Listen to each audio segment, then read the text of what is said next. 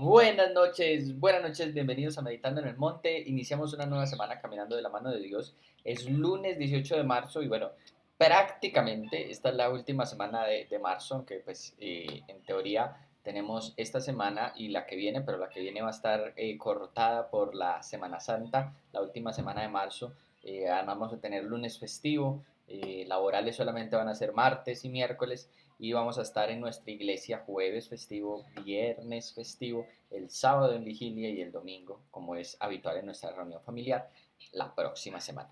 Y esta semana, pues que será como la última semana normal de marzo, adelantaremos la reunión de parejas para que no sea en Jueves Santo, en Semana Santa, que tenemos otras actividades, sino para que sea esta semana entonces jueves de parejas.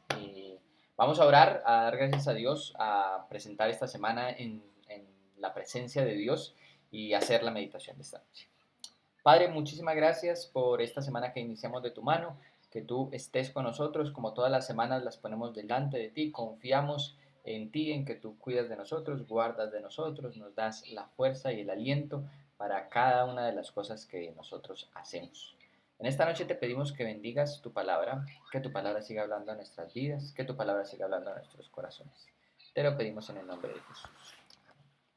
Bueno, la meditación está en el libro de Hechos. Hemos estado haciendo meditaciones acerca de los viajes misioneros de Pablo y las cosas que Pablo se encuentra en cada ciudad. Llevamos las últimas tres meditaciones, la del sábado pasado, la del miércoles pasado y la de hace 8 días del lunes. Fueron de Pablo en Filipos. En Filipos es una ciudad con bastantes cosas, incluso podríamos hacer una cuarta meditación de Filipos, porque después de que ellos son encarcelados, Pablo y Silas, después de que ellos cantan alabanzas en la cárcel, después de que el carcelero y toda su familia conocen, son bautizados y reciben la salvación. Hay otra historia de cómo los magistrados y los superiores los van a poner en libertad oficialmente a Pablo y a Silas y ellos se defienden, pero bueno, finalmente llegan a la ciudad de Tesalónica y es pues bastante conocida porque Pablo va a escribir dos cartas a los tesalonicenses. Ellos van a llegar a Tesalónica y vamos a leer lo que sucede en Tesalónica, el capítulo 17, del versículo 1 al versículo 4. Dice entonces, recuerden que estamos en el segundo viaje misionero de Pablo. El primero fue con Bernabé, este segundo viaje misionero es Pablo con Silas, Timoteo seguramente está con ellos y Lucas se les une en algunas ocasiones. Dice, después de pasar por Anfípolis, Hechos 17.1, y a Polonia, Pablo y Silas llegaron a Tesalónica, donde había una sinagoga de los judíos. Y Pablo entró, según su costumbre, y por 3 días de reposo discutió con ellos, basándose en las escrituras, explicando y presentando evidencia de que era necesario que el Cristo padeciera y resucitara entre los muertos, y diciendo, este Jesús, a quien yo les anuncio, es el Cristo. Algunos de ellos creyeron y se unieron a Pablo y a Silas, junto con una gran multitud de griegos temerosos de Dios y muchas de las mujeres principales. Aquí ellos llegan a la ciudad de Tesalónica y dice, como era la costumbre de Pablo, llegaba a la sinagoga. Eso no es una casualidad. Bueno, primero tiene que ver con el trasfondo de Pablo. Recordemos que en el capítulo 9, cuando se nos habla de Pablo y de su conversión, y en Gálatas, también en el capítulo 1, la carta a los Gálatas, Pablo va a mencionar acerca de quién era él. Pablo era un judío, era de los fariseos, él había estudiado en la escuela de Gamaliel, era un judío religioso creyente que estudiaba las escrituras y tenía pues mucho conocimiento acerca de la palabra antes de encontrarse con Jesús camino a Damasco. Después, básicamente ese conocimiento que tenía Pablo de las escrituras en su encuentro con Jesús es como un rompecabezas que se arma y puede entender todas las escrituras judías a la luz de quién es la persona de Jesús. Esa es como la revelación total. Entonces Pablo llegaba a una ciudad, iba a la sinagoga, pues por su costumbre, por quién era él, un judío, no había dejado simplemente de ser judío, seguía yendo a la sinagoga como de costumbre, pero ahora lo hacía para contarle a los judíos de las sinagogas lo que a él se le había revelado mediante Cristo, que Cristo era el Salvador. Entonces decía, por 3 días de reposo, discutió con los judíos, pero dice basándose en las escrituras. Este principio de Pablo es muy importante para nosotros como creyentes. Muchas veces el cristianismo nuestro actual se ha convertido en un cristianismo light, de alguna manera un cristianismo suave, en el cual pues nosotros vamos, nos congregamos, vamos a la iglesia, escuchamos el mensaje y volvemos a nuestras casas, a nuestros trabajos, hacemos el devocional, oramos, le pedimos a Dios por nuestras necesidades y ese es muchas veces el cristianismo de muchas personas. Pero vamos a dar cuenta que el cristianismo se trata de lo que está haciendo Pablo en sus viajes misioneros, que muchas más personas conozcan de Dios, no necesariamente mediante lo que nosotros les decimos, hablamos, como Pablo, yendo a las sinagogas, yendo a las plazas y hablando acerca de quién es Jesús, predicando, pero con nuestras vidas. Sea como fuere, para que otras personas conozcan de Cristo, lo que nos enseña esta visita de Pablo a Tesalónica es que necesitamos un conocimiento de la palabra amplio. No puede ser un conocimiento escaso, no puede ser el conocimiento de la palabra que nos predican solamente el fin de semana en la iglesia.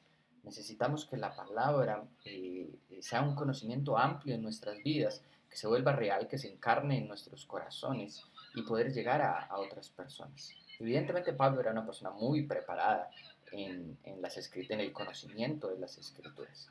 Y por eso Pablo es escogido por Dios para ir a hacer esta obra. Tenía esa capacidad durante 3 días de reposo discutir con los judíos de la sinagoga, no discutir por discutir, ¿cierto? Dice, explicaba y presentaba evidencias. Esto es lo que nosotros llamamos apología, defensa de la fe. Yo creo en esto y por estas razones creo en esto. No es simplemente yo creo como un salto al vacío, como a veces se presenta la fe. Es yo creo en esto y estas son las razones para creer y están en la palabra. Muchas veces tenemos que mirar la vida cristiana como un salto de fe al vacío, pero precisamente por nuestra falta de conocimiento de la revelación de Dios que está en la palabra y por falta de vivir esa misma relación con Dios. El domingo en la iglesia, cuando orábamos en la alabanza, orábamos y decíamos, no cantamos que Dios es grande porque nos gusta pensar que Dios es grande, cantamos que Dios es grande porque somos testigos de que Dios es grande, cantamos que Dios hace milagros porque somos testigos de esos milagros. Asimismo debe ser nuestro conocimiento de la palabra, así como Pablo, con la capacidad de explicar y presentar evidencia de las cosas en las cuales nosotros creemos.